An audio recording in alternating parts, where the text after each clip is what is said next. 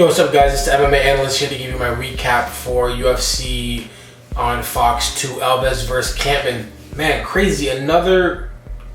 Just 7 out of 11 underdogs came up victorious. You had Daniel Pineda, who was plus 120, 135. Steve Seiler, who was plus 410. That was the biggest underdog to win tonight.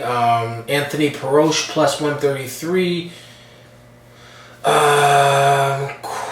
Konstantinos Philippou, that was a close one. I wouldn't really call him an underdog, though he was in the plus and McGee was in the minus.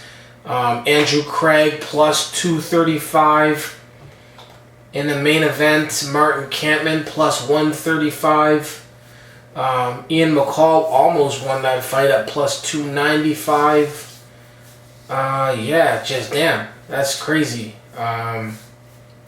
It is what it is. Let's get right down to it. Dumbest Fighter of the Year award. I'm sure it's not going to change. I don't know if it's contagious, because normally Martin Kampmann is the one that displays a very low cage IQ. Lots of skill, but just doesn't make the right decisions. Thiago Alves completely winning the fight on the feet. Martin Kampmann clearly wants to get this fight to the ground desperately. The reason he looked so stiff on the feet, the reason he was getting popped in the face so often is because he was thinking takedown the entire fight.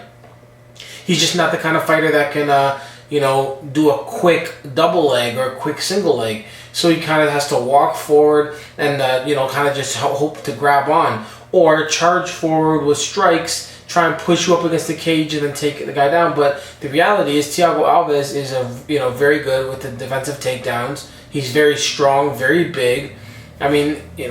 You look at his fights, nobody's been able to just take him down at will, and if they were able to take him down, he was able to get back up quickly because he is pretty strong and has a pretty decent jiu-jitsu background off of his back. At least he can get the underhook and get it to the feet.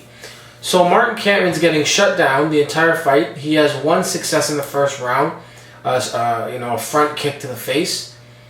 And then Thiago Alves, what I have to assume is just laziness, the kind of thing that you just don't do. I think he was like, there's 45 seconds left. Martin Kampmann's hurt, or at least, he's getting beat up. I'm going to take him down and lay in his guard for the next 40 seconds. He goes for a lazy takedown.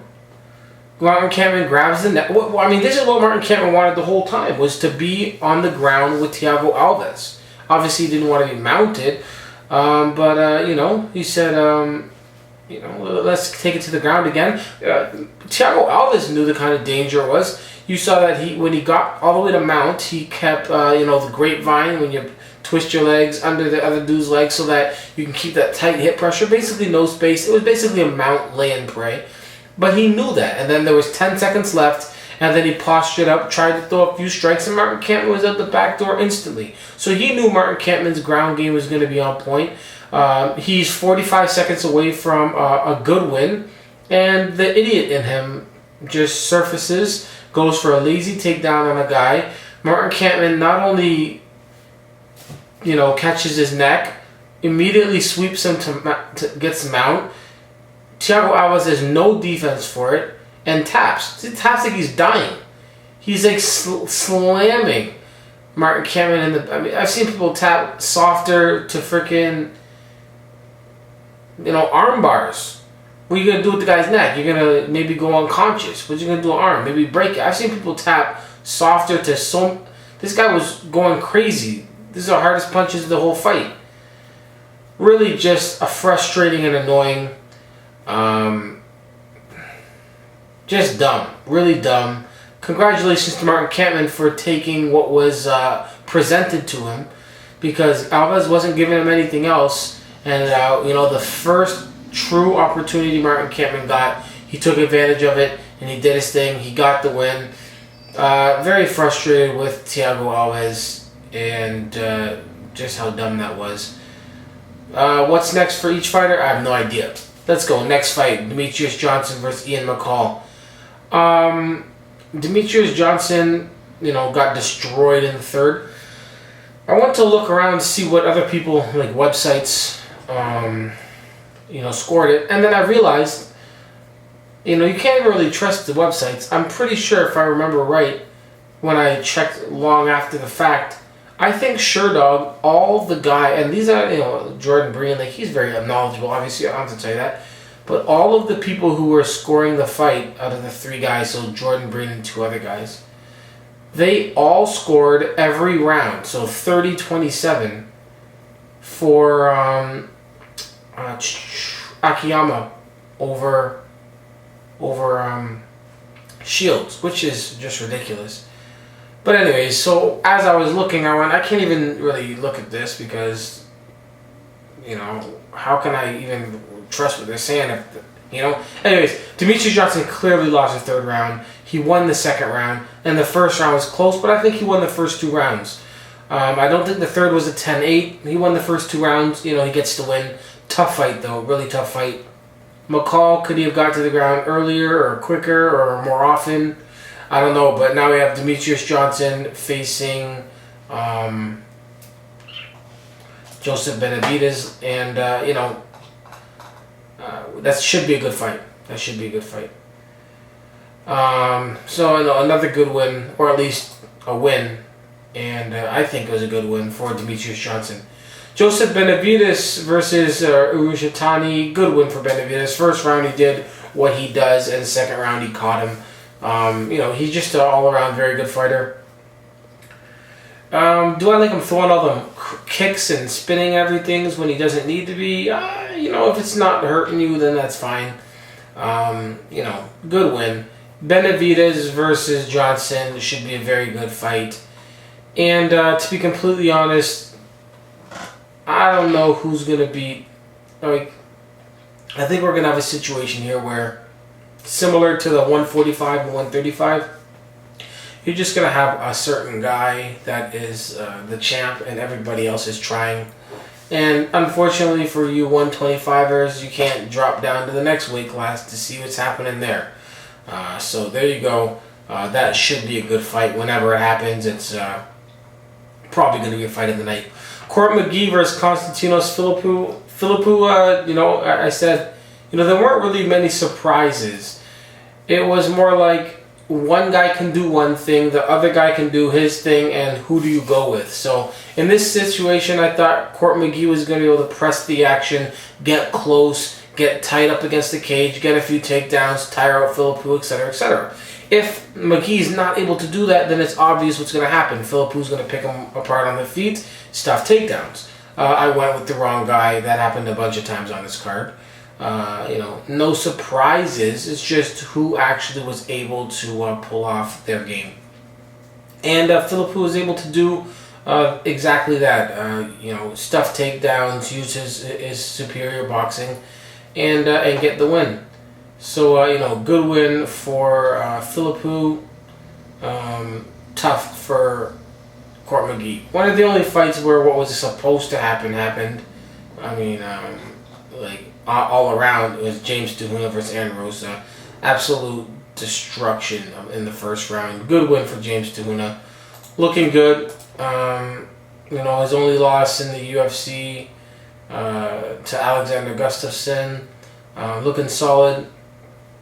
Already had a victory over Anthony Perosh in the past.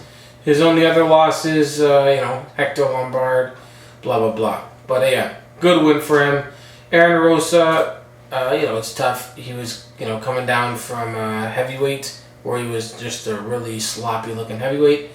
Had a decent win over Matt Lucas, and now brutal knockout. So, good win for James DeHuna. I can't wait for these Strikeforce guys to get over here so that we can start seeing some better heavyweight fights, or some better. Actually, these guys aren't heavyweights, but I'll talk about that later. I want the Strikeforce heavyweights over here ASAP. Anthony Perosh versus Nick Penner. Damn, Perosh, really, he did his thing. Another underdog pulling off the victory. He's got solid ground game. I thought Penner would be able to, use his striking to stuff some takedowns, this and that, and this. Didn't happen. Anthony Perosh, who has looked pretty rough throughout his career, is now looking at an opportunity to have 3 wins, he now actually has 3 wins in a row in the UFC. Kind of crazy. His Cyril Diabate, he was the underdog. He was the underdog in this fight. And not only does he have 3 wins in a row, but stoppages in all of them. So, congratulations to Anthony Perosh. Cole Miller, gross. Just gross. I'm not sure what the situation was here.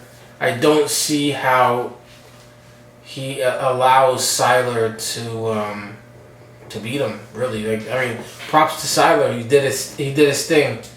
But I think Miller needed to just press the action.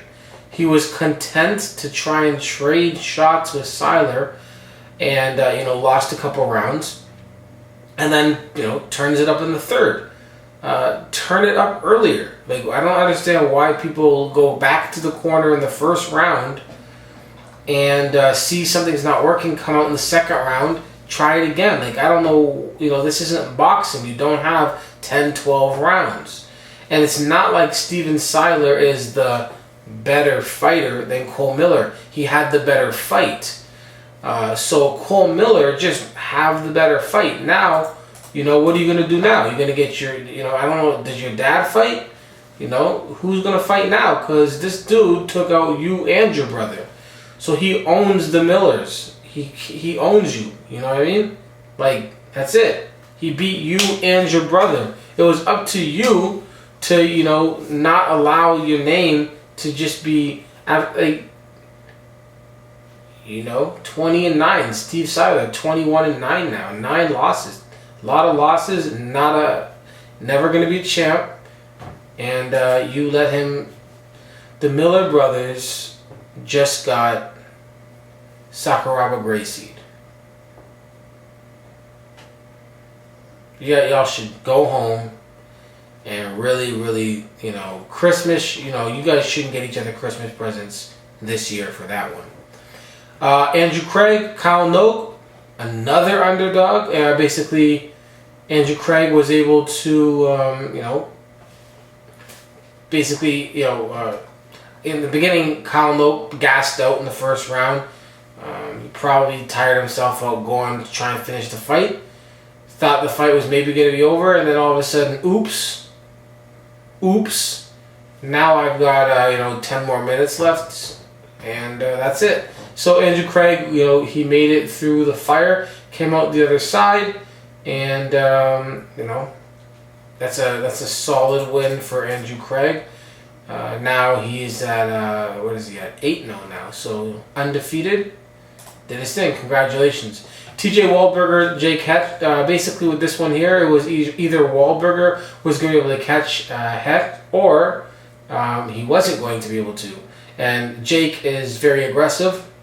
I figured Jake would be able to, get the fight to the ground, be aggressive, not get caught wrong. Wahlberger caught him pretty quickly with what will definitely be the submission of the night. 55 seconds into the first round. Solid win and nice little highlight for TJ Wahlberger. So there you go. Daniel Pineda, win over Mackens Semerzier, another underdog. Congrats to Pineda. And Sean Jordan, mad props. I'm watching him fight, and he's looking a little round, and a little weird with this. He was really trying to be a little too smooth. But when you're done that fight, you go through all that whatever, and then you just pull off a backflip better than George St. Pierre. I can't hate. I did pick Sean Jordan. It was one of the few I got. Damn. It is what it is. Tough one. Tough string of cards. And tomorrow's Strikeforce, who knows, man? We'll see. We'll see. But yeah, so there you go. UFC on Fox, or on FX2, Alves versus Kampmann. And what was I going to talk about? Was I going to talk about anything in this card? Not really. No? Anything I wanted to say? Nah. Okay, so there you go. MMA. It's important. I'll be making another video tomorrow night after Strikeforce. Peace.